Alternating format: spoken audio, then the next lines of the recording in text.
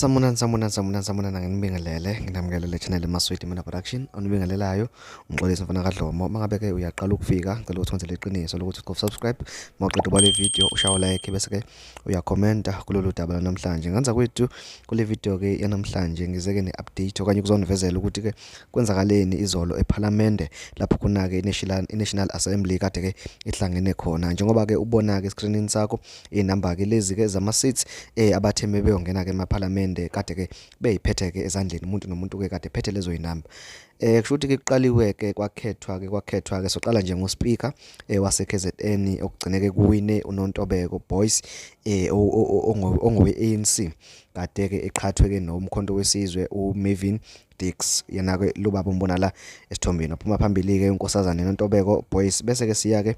ku Premier wakwaZulu ke Natal nakhona ke futhi ke kufike kwawunayo na iIFP umnumzane Thami Ntuli engicabanga ukuthi ke abantu abaningi bebekade futhi ke bekulindele lokho kuwine yena ke kade ke qhathwe ke nobaba ke inkosi Phathizwe wakachiliza ophinde futhi ke abe ke lilunga lomkhonto wesizwe ngiyacabanga ukuthi abantu abaningi ke bebekade besibhekile lesi sikhundla ke sika Premier wakwaZulu Natal njengoba ke kade wasesiqalile ke silwelwa sibangwa kodwa ke uThami Mfakantuli ugcineke ephume phambili bese ke uDeputy Speaker ke yena ke uvele ke kwiqembu leDA njengoba kubona ke isithomeni sakho igama lakhe ke uDr Aneli Lotright cabanga ukuthi ke ngilifunda kahle ke leli gama ke lesibhunu uyilunga ke leDA kade ke eqhathwe ke novuyo lwethu uzungula weATM obekade ke ephakanyiswe ke umnumzane Floyd Shivambu weEFF uShivambu nje ubethe thina njengeEFF siphakamisa lensizwa ke yakazungula yeATM yathi ke DA ke thina siletha nangu Dr Aneli nangempela ke bamvotela kuDr Aneli ke wawina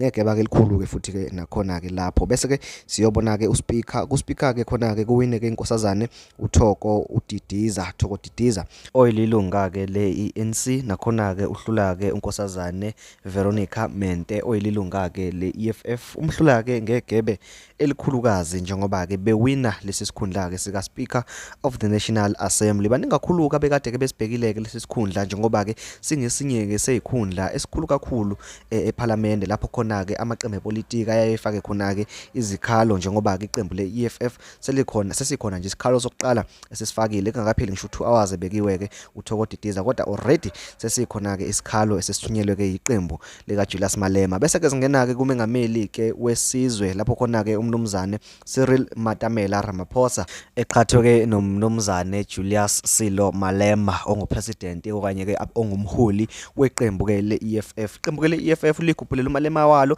ANC yakhe uCyril Ramaphosa kwase kuthiwa ke akuvotwe ke madoda sibone ukuthi ke ubani ke uyophuma phambili hawu wavesane wahlaba wayidlela amahlanga ke uCyril Ramaphosa ngama votes amaningi kakhulu noma ngathiwa ke iqembu ke likaMalema bungalinikeza u100 kuyafana bengeke ke liwine indlela ke umnumzane Ramaphosa ahambe phambili ke ngayo ngakho ke thina ke njengeMaswidi Mina Production sithi nje halala kubo bonke abakwazile ukuthi ke bathole lezi ikhundla ke zabo ngokufaneleka kwabo nangokuhlukana ke kwazo kodwa ke akhona ke amaqembu besikade ke swalindele ukuthi khona la ezohlumula khona ngebhadi ke akuhlumulanga ngisho ke nelilodwa makhuluma nje ngeqembu ke leEFF uphinde ukhulumeke ngeqembu leNFP ukhulumeke ngeqembu lomkhonto wesizwe maningi kakhulu ke amaqembu angahlomulanga angakubalela nje amaqembu ke ahlomulile kulolu khetho kakhulukazi iANC kube ke iIFP kanye ke neDA kuphela kanti ke uzokhumbula ukuthi ke iwona amaqembu abumbene okanye ke enze lo hulumeni wobumbano mhlambe njengane yakwethu sengiphuma wena mhlawumbe ubungangitshela ukuthi ngokwakho ubucabanga ukuthi ke kukhona yini la obungashintsha khona kulezi ikhundla ezibekiwe okanye ngokwakho ubani obungamkhuphula kwisikhundla esithile nokuthi ke futhi ke ngabe ziyagculisa yini ke lezi ikhundla abayitholile ngokuhlukahlukana kwazo ikhundla ke inkulu efana no Premier opresident kanye ke no Speaker no Deputy Speaker uphinde futhi ungitshela ukuthi ke ngabe laba abaphumile ububalindele na noma mhlambe ke khona futhi ukuthi kungenzeka ukuthi wena ubukade ke ubheke umuntu othile wagcina ke engabonakali ke nangokhalo ngiyacela ukuthi mangabe ubuqala ukufika ungenze leqiniso lokuthi ke ucofa subscribe ulike bese ke sihlangana lapha nakuma comments nakwi video landelayo ngiyabonga.